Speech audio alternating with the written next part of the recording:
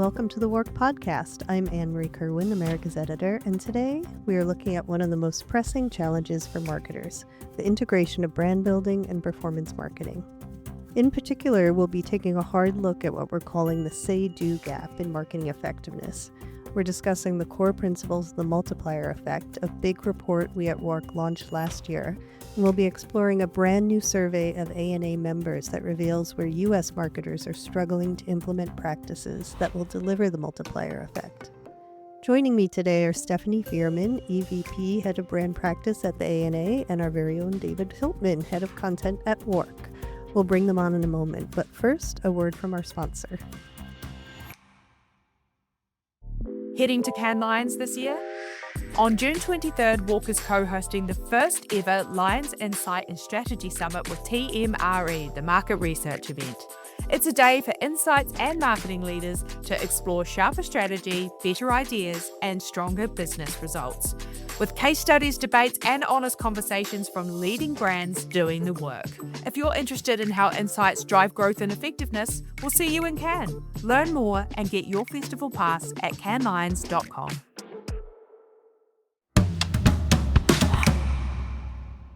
Welcome back to the WARC Podcast. Today we are looking at one of the most pressing challenges for marketers, the integration of brand building and performance marketing.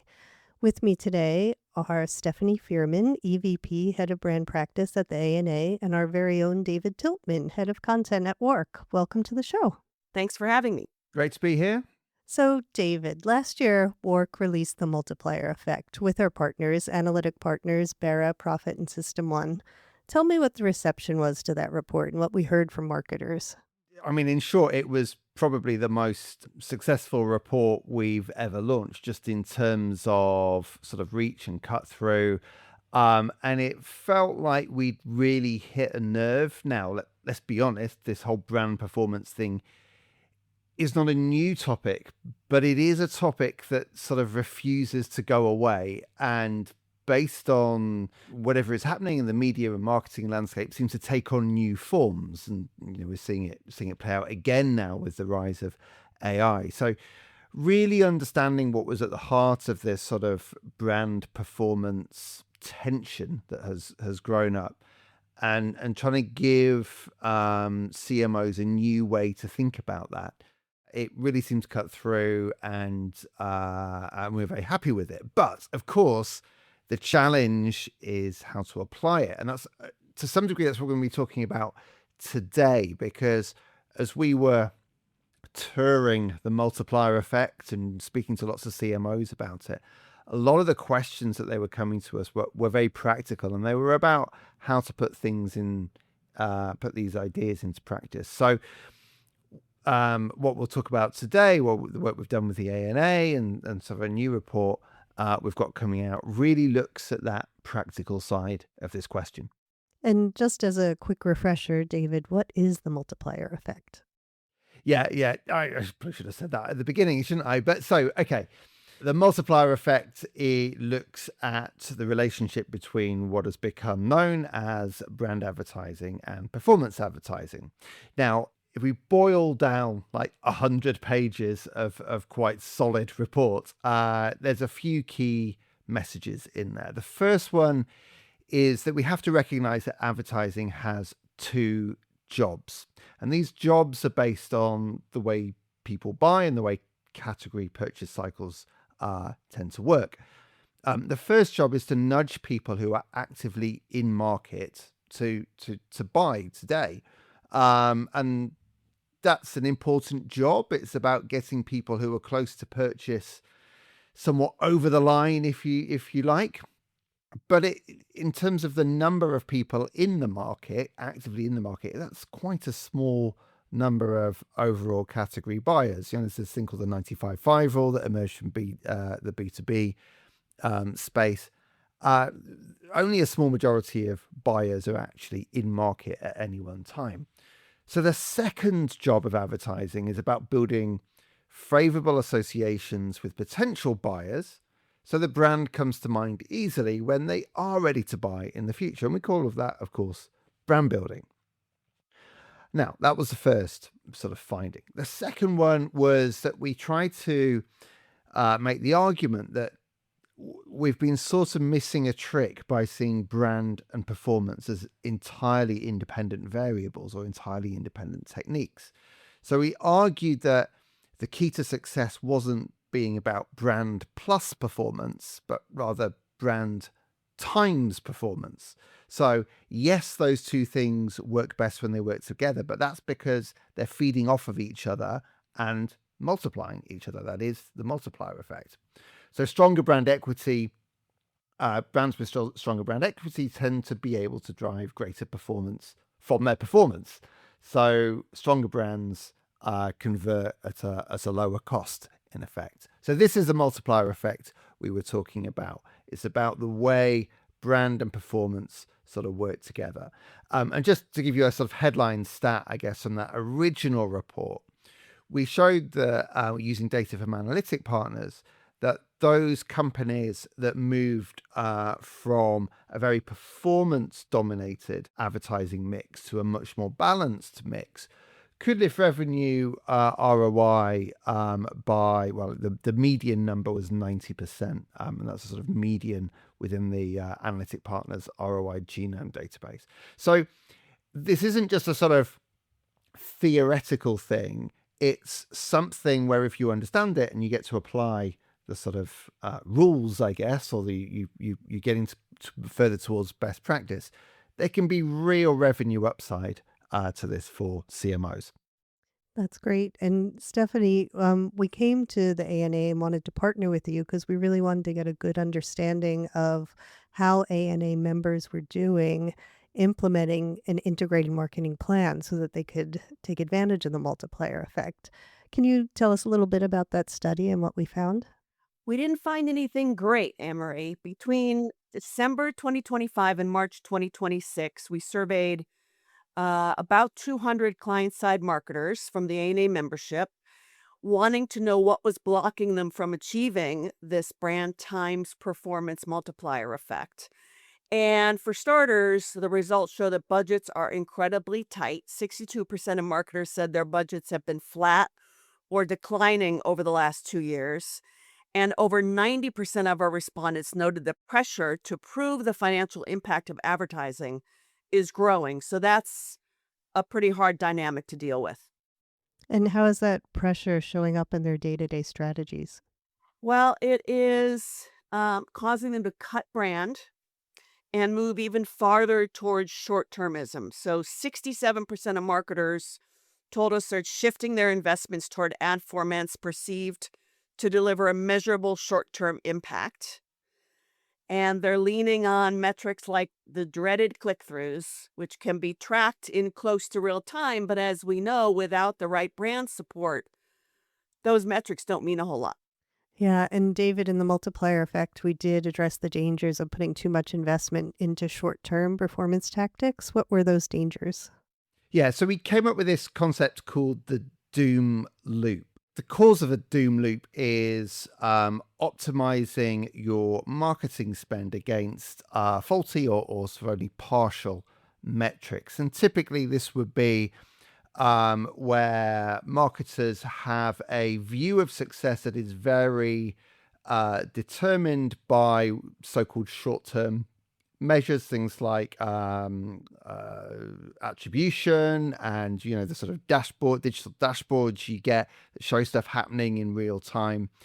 Now, the problem, as we increasingly have discovered with these sort of dashboards and these sorts of metrics, is that they only give a partial view of the world and they miss out a lot of the bigger drivers that kind of sit maybe behind the scenes a little bit, such as things like brand equity. Now, the doom loop typically happens when a marketer is sort of under pressure, or in particular where company performance starts to slow. At those sorts of moments, the temptation is to put more money into the kind of tactics that you think will pay off immediately or will give a sort of measurable readout of performance, just like Stephanie was saying. The problem is if you do that by taking money out of the things that are maybe a bit harder to measure and show up less directly in your dashboards, then actually you're losing the sort of benefits of that multiplier effect. And the result is that your performance suffers even more, which means you then are faced with the same choice over again. And this is why it's a doom loop. It's a vicious circle, because you don't have sort of a fuller view of what is actually driving success for you. And this kind of scenario is very typical in sort of scale-up companies that have grown through performance advertising, but then they start to hit diminishing returns. And this is when this kind of cycle sometimes takes effect. The other time it might take effect, as Stephanie has sort of said, is where companies come under pressure, and marketers are under pressure to cut costs or prioritize things that will work today. So it's increasingly common, but I think what we are starting to see by giving it names like the doom loop, we are starting to see greater understanding of this as a real risk in modern marketing. And that second scenario, when companies are under a lot of financial pressure, is when we see the shift to short-termism. So, Stephanie, when we did the survey, we asked how U.S. marketers perceive their C-suite's understanding of the role of brand building. What did we discover? What did they tell us? Well, 67% of marketers say the C-suite recognizes the importance of brand. So the C-suite says they do, but only 19% report that shifts in brand equity are routinely credited with driving hard business outcomes. So there's your say versus do tension right there. CEOs secretly seem to think that brand is a nice to have, but they don't believe it actually contributes to sales. And 60% of CMOs feel the C-suite doesn't fully understand the role of advertising at all. And Anne-Marie, I think this is a really key sort of disconnect and gets to the heart of why this problem just is so intractable. If you ask a CEO whether they should have a strong brand, of course they're going to say yes. But what we're not sort of seeing is this sort of through line from a strong brand is a good thing to have to a strong brand is actually going to affect my revenue performance today. And that's this sort of disconnect, and advertising kind of sits in the middle of that.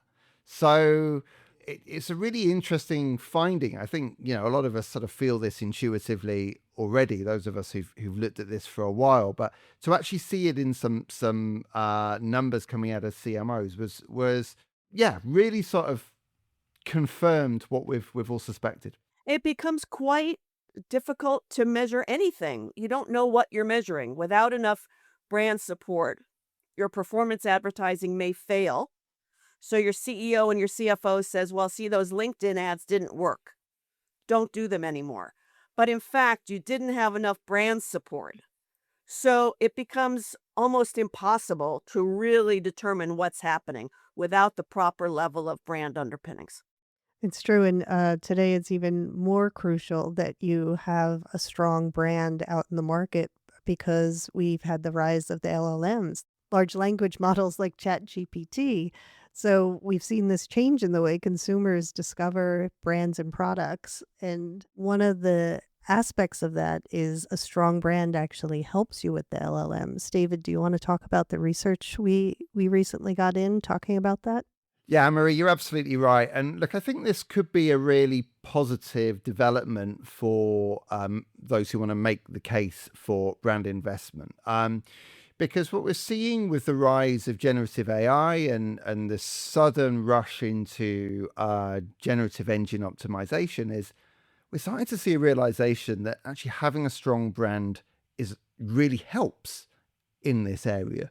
GEO is yes, it's similar to SEO, but some of the drivers of success do seem a little bit different. Now, a lot of caveats here. The data is early. It's all work in progress. So we're still only really learning about what works and doesn't work. But in a recent big report we put out on brand building in the age of generative AI, we featured some data from a digital agency called Charlie Oscar in the UK.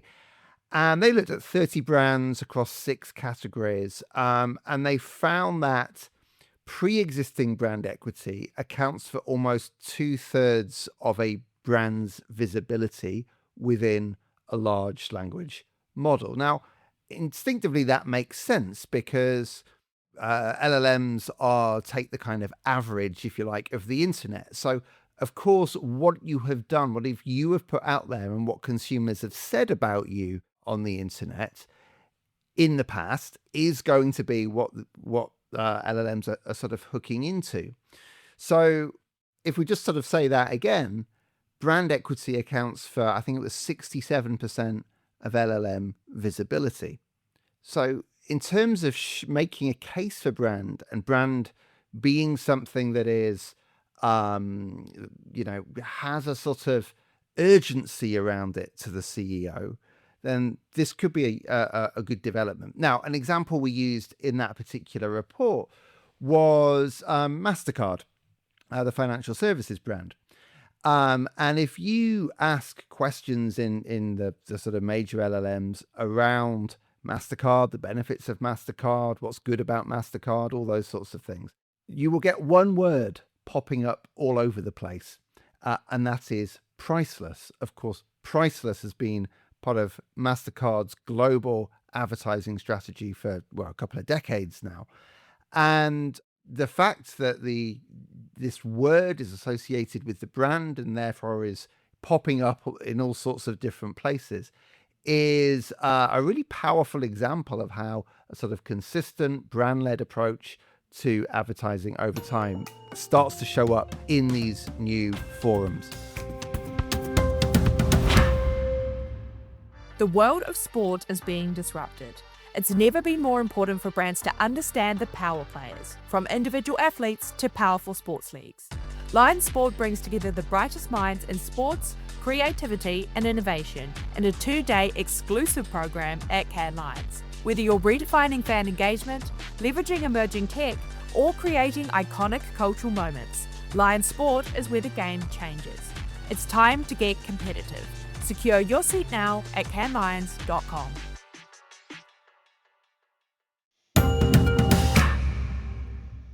So it's always great to have another arrow in the arsenal going into the C-suite to talk about the importance of brand. Well, another set of arrows that you can bring in, you can find in WARC's upcoming issue of the Multiplier Playbook, which has been written to address these issues. David, tell us why we decided to talk about the say-do gap this year. Yeah, so the playbook is a response to this understanding that there is a say-do gap. So as Stephanie says, what we've heard anecdotally and the data in the ANA survey sort of backs up is that there is a growing amount of knowledge among CMOs about what the evidence shows, what best practice is starting to look like. But they're finding it very, very difficult to actually do anything about it. And there's a whole bunch of reasons for that. And we wanted to sort of approach this question from a sort of slightly different angle. So rather than create another report featuring lots and lots of research, we thought, well, why don't we actually look at what is stopping CMOs putting these things into practice, and actually give those CMOs some tools that they can use to respond. And so we call these call these sort of barriers to implementation. We call them blockers. And then, because it's a playbook, a bit like sports, we have a number of different plays that a CMO can look at in order to try and sort of mitigate that blocker. So yeah, the Multiplier Playbook is just about to come out, but it looks at the core barriers or the blockers, and it looks at the ways that CMOs can respond to those blockers. So hopefully it's a very practical, very useful addition to the literature. And do you want to tell us a little bit about what the blockers were that we found? What types of blockers did we find? Yeah. So we've sort of categorized them in 3 different ways. So I should start by saying there are 8 blockers overall. There are 3 at the level of alignment with the C-suite. And then there's a couple about that exist within the marketing team. So blockers to building an integrated marketing team. And then there's blockers to implementation of the multiplier effect in the actual creative work. So it's kind of in three different tiers if you think of it sort of almost like hierarchically. So at the top tier, we've got alignment with the C-suite. The middle tier, we've got building integrated marketing teams. And at the bottom, we've got embedding the multiplier effect into the actual creative work. And WARC superfans may recognize some of that language. Align, build, embed was a framework we introduced a few years ago around how to build a culture of creative effectiveness. And that also is with the A&A. We did that work with It the was A&A indeed, as I'm a well. yes, it super was. fan. Excellent. So Stephanie, let's start with the C-suite blockers. How do we get the CEO and CFO on board with brand building? Well, all those books that I read when I was coming up as a marketer about brand love probably didn't do me any favors, because the number one tip is understand what the CEO and the CFO measure, and measure those things, period. Don't talk to a CFO about brand love or salience. They don't care. They can't measure it. They can't put it on a balance sheet. You need to frame brand building as a driver of future cash flow or a tool for margin protection. For example, a 10% increase in brand meaning and uniqueness can correlate with a 6% increase in pricing power. That is going to get your CFO's attention. That is the number one tip. In a world where profitability is a top priority for 71% of our respondents, proving that brand allows you to charge more is a winning argument. Yeah, I don't know a CEO who wouldn't like to hear that. So David, let's talk a little bit about, or either one of you, if you want to talk a little bit about team silos. What did we discover U.S. marketing departments tell us about how they organize their teams? I can take that. Well, 65% of the A&A respondents have distinct brand and performance budgets. Only 25% are operating with fully integrated teams.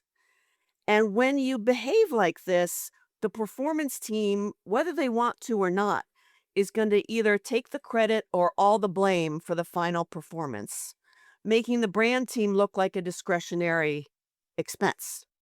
Yeah, and I'll just jump in on that one as well, because I think this is a really important one. It's been a real eye opener since we launched the multiplier effect. That we've heard a lot over time about the blockers at C-suite level. So convincing the CEO, talking CFO, all the things that Stephanie has said. But actually, a lot of the time, the barriers exist within the marketing department, particularly because of the increasingly siloed nature of the modern marketing department. And so we do sort of address this a little bit in the playbook about, well, how do you actually get teams working together? I mean, it would be great if everyone had integrated budgets and integrated objectives and all those sorts of things. But if you can't get to that point for whatever reason, for historic reasons, for personality reasons, whatever it is, what else could you do to try and sort of force integration? And there's data from one of our partners, Profit, in the report about how, regardless of the sort of budget level, so we often think about brand performance in terms of budget ratios, regardless of the budget ratio, it's the level of integration that actually matters most. So this is a really, really sort of important point. It's not just about how you're reporting upwards, it's about how you're structuring your teams and incentivizing your teams. And we're nearly at time, so I just wanted to ask both of you if you have any final advice for CMOs for closing the say-do gap or implementing any of these plays we've talked about. Stephanie? Yeah, my number one piece of advice is agree to metrics with your CEO and your CFO. Full stop. And their metrics are probably going to win, and you're going to need to invest some money internally and potentially with external partners so that you can match your brand metrics to those financial metrics. It's not a nice to do, it's a have to do at this point. David, any final advice? Well, look, we've got a very large report about to come out full of advice. So I think it's really worth being across that and being across the ANA, the data from the ANA survey, which really sort of spells out where a lot of the issues are. Stephanie's talked about the sort of C-suite stuff, and we've talked already about sort of the issues around team structure. So I guess the final thing is to talk about the work itself, because ultimately all of this only works if the work that comes out at the end is pointing in the right direction. In the initial sort of multiplier effect report, we talked about building creative platforms, and these are sort of platforms that are broad enough and rich enough to inspire sort of brand building, equity building ads, and at the same time feed into sort of performance type of advertising. So that means a sort of theme that can pop up, through all these different executions with assets that are consistent across all these different executions.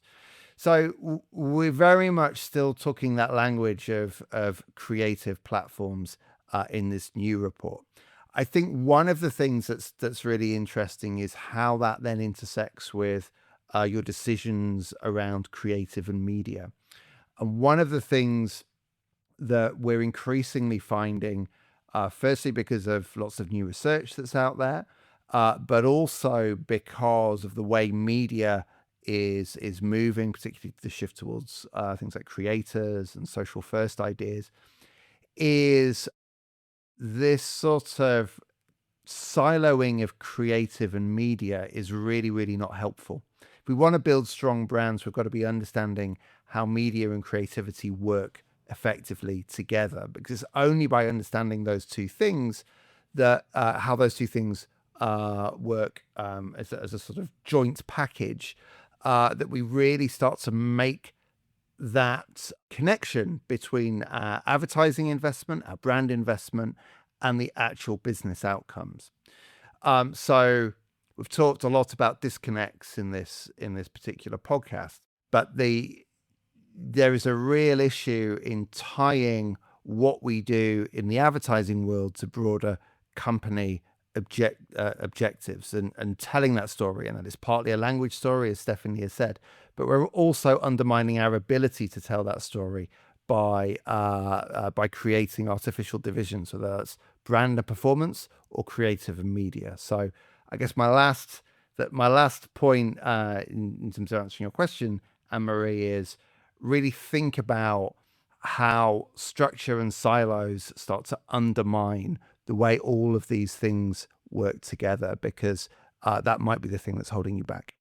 Well, I definitely think this is something we will be talking a lot about this year. As you said, it's an intractable problem that we're trying to get past. So there'll be a lot more podcasts exploring each of these areas.